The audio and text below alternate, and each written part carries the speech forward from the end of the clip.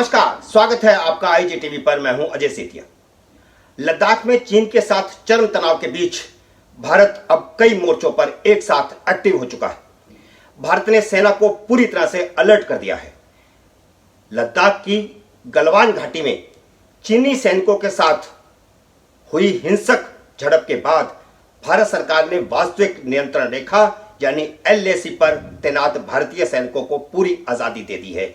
जैसे पिछले साल पाकिस्तान की ओर से पुलवामा में किए गए अटैक के बाद भारतीय सेना को पूरी छूट दे दी गई थी, खुली छूट दे दी गई थी, इसी तरह अब पूरी छूट एलएसी पर भी दे दी गई है। एलएसी के सभी जगहों पर जहां जहां चीन शरारत करेगा वहां भारतीय सेना को पूरी तरह छूट दे दी गई है। यहां तक कि 1996 और 2005 के समझौतों को भी दरकिनार कर दिया गया है और इन दोनों समझौतों को दरकिनार करते हुए सेना के फील्ड कमांडरों को यह अधिकार दे दिया गया है कि वह विशेष परिस्थितियों में जवानों को हथियारों का इस्तेमाल करने की इजाजत दे सकते हैं। इससे पहले आपको याद होगा 15 जून को गलवान घाटी में झड़प के दौरान हथियार नहीं चलाए जाने पर विपक्ष के सवालों का जवाब देते हुए विदेश मंत्री एस जयशंकर ने कहा था कि दोनों पक्षों की सेनाएं 1996 और 2005 में एक द्विपक्षीय समझौते के प्रावधानों के अनुसार टकराव के दौरान हथियारों का इस्तेमाल नहीं कर सकती और हथियार होने के बावजूद भारतीय सेना ने 15 जून की रात को हथियारों का इस्तेमाल नहीं किया था। लेकिन अब क्योंकि चीन ने उस संधि को तोड़ दिया है, उन्होंने एक तरह से नए हथियार बना करके जिस प्रकार अटैक किया भारतीय फौजियों पर, उसे भारत मानता है कि उसने संधि तोड़ दी है। इसलिए भारत ने अब अपने फौजियों को खुली छूट दे दी है कि वे चाहें तो हथियारों का इस्तेमाल कर सकते हैं। इसके अलावा मोदी सरकार ने एक बड़ा ऐतिहासिक कदम उठाते हुए सेना के तीनों अंगों को हथियार और गोला बारूद खरीदने के लिए 500 करोड़ रुपए तक की प्रति खरीद की वित्तीय शक्तियां दे दी हैं, ताकि एलएसी पर जरूरत पड़ने पर सेना खुद तुरंत हथियार और सैन्य सामान खरीद सके। इसके लिए टेंडर वगैरह की छूट भी दी जा सकती है। लेकिन फिलहाल उनको 500 करोड़ रुपए 500 करोड़ रुपए 500 करोड़ रुपए तीनों सेना जब चाहे सामान खरीद सकती हैं। यह पहली बार हुआ है। चीन के साथ युद्ध की आशंका को देखते हुए भारत ने अपने पुराने दोस्त रूस से एंटी मिसाइल सिस्टम S-400 की तुरंत डिलीवरी का दबाव भी बनाना शुरू कर दिया है। प्रधानमंत्री नरेंद्र मोदी ने रूस के नेताओं से बात करने के लिए रक्षा मंत्री राजनाथ सिंह को रूस रवाना कर दिया है। जब हम ये वीडियो जारी कर रहे हैं उससे पहले रक्षा मंत्री राजनाथ सिंह रूस रवाना हो चुके हैं।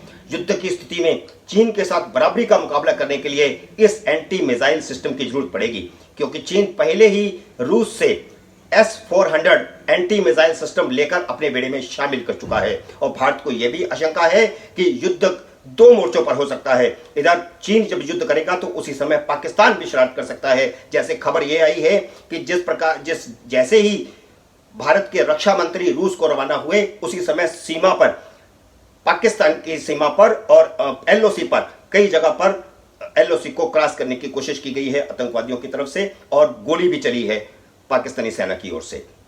लेकिन चलते चलते हम इससे पहले आपको बता दें कि S-400 की खासियत क्या है। यह एंटी मिसाइल सिस्टम रडार से बचने की चाल को नाकाम करता है, यानी अचूक है। S-400 का 230 किलोमीटर तक का सटीक निशाना लगा सकता है। दुनिया की सबसे बेहतरीन एंटी मिसाइल डिफेंस सिस्टम है और S-400 से क्रूज मिसाइल और बैलिस्टिक मिसाइलों को भी ध्वस्त किया जा सकता है। भारत ने S-400 लेने के लिए 2018 में रूस के साथ $5 अरब का करार किया था और पिछले साल 2019 में भारत एडवांस भी रूस को भेज चुका है। इस साल सप्लाई होने वाली थी, लेकिन रूस ने कोविड-19 महामारी के कारण इस सिस्टम की आपूर्ति दिसंबर 2021 तक टाल दी है।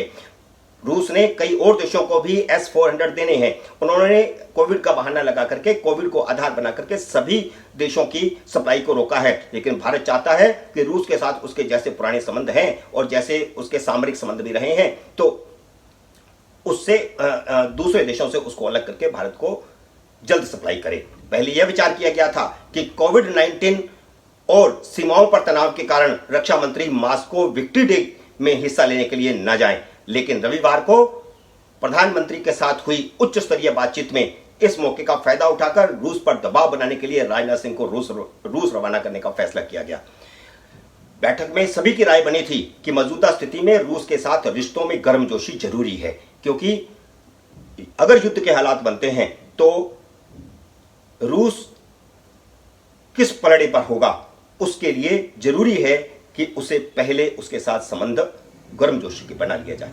रक्षा मंत्री राजनाथ सिंह सोमवार को 3 दिवसीय रूस की यात्रा पर रवाना हो गए हैं, जहां वह रूस के रक्षा मंत्री सर्गी शोइगु और उप प्रधानमंत्री यूरी बोरिसोव से मुलाकात करेंगे। S-400 मिसाइल सिस्टम की जल्दी आपूर्ति के लिए दबाव बनाएंगे।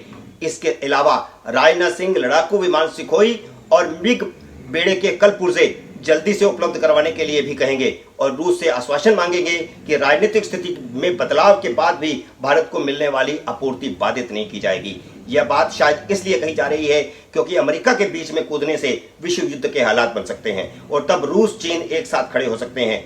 मास्को में चीन के रक्षा मंत्री वेई फेंगू भी इस कार्यक्रम में मौजूद हैं। हाल के वर्षों में चीन ने रूस के साथ बेहतर रक्षा रिश्ते बनाए हैं और उसने उच्च स्तरीय रूसी तकनीक को हासिल किया है, खासतौर पर जेट इंजन बनाने के क्षेत्र में।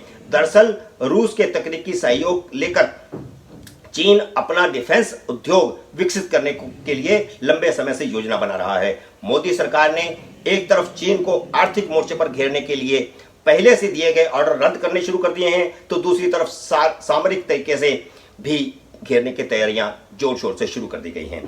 आईटीबीपी ने 50,000 बुलेट जैकेट का ऑर्डर दिया हुआ है। आर्मी ने 1,80,000 बुलेट प्रूफ जैकेट का ऑर्डर दिया हुआ है। सीआरपीएफ और आईटीबीपी ने बुलेट प्रूफ जैकेटों के नए टेंडर जारी कर दिए हैं। सरकार विचार कर रही है कि आपूर्तिकर्ताओं को यह स्पष्ट निर्देश दिया जाए कि वे इन जैकेटों में चीन से आयातित हाई परफॉर्मेंस पॉलीथीन का इस्तेमाल न करें। ऐसा विचार इसलिए किया जा रहा है, इस संबंध में पीएचडी चैंबर ऑफ कॉमर्स ने भी एक चिट्ठी भारत सरकार को लिखी है कि इस बारे में वो स्पष्ट अपनी राय दें, क्योंकि आईटीबीपी को 50,000 जैकेटों की आपूर्तिकर्ताओं ने चीन से हाई परफॉर्मेंस पॉलीथीन मंगवा लिया है, जबकि टेंडर में पश्चिमी देशों से आयात का जिक्र था। तो इस प्रकार भारत सरकार अब दोनों मोर्चों पर चीन को काबू करने के लिए, चीन पर नियंत्रण पाने के लिए और चीन को दो टूक जवाब देने के लिए तैयारी कर रही है। और मोदी ने तय कर लिया है कि जिस प्रकार पाकिस्तान को 56 इंच का सीना दिखाया गया है, उसी तरह अब चीन को भी 56 इंच का सीना दिखाया जाएगा और विपक्ष का मुंह बंद किया जाएगा। आज इतना ही। इसके बाद नए घटनाक्रम पर हम फिर एक वीडियो लेकर के आपके सामने हाजिर होंगे। तब तक नमस्कार।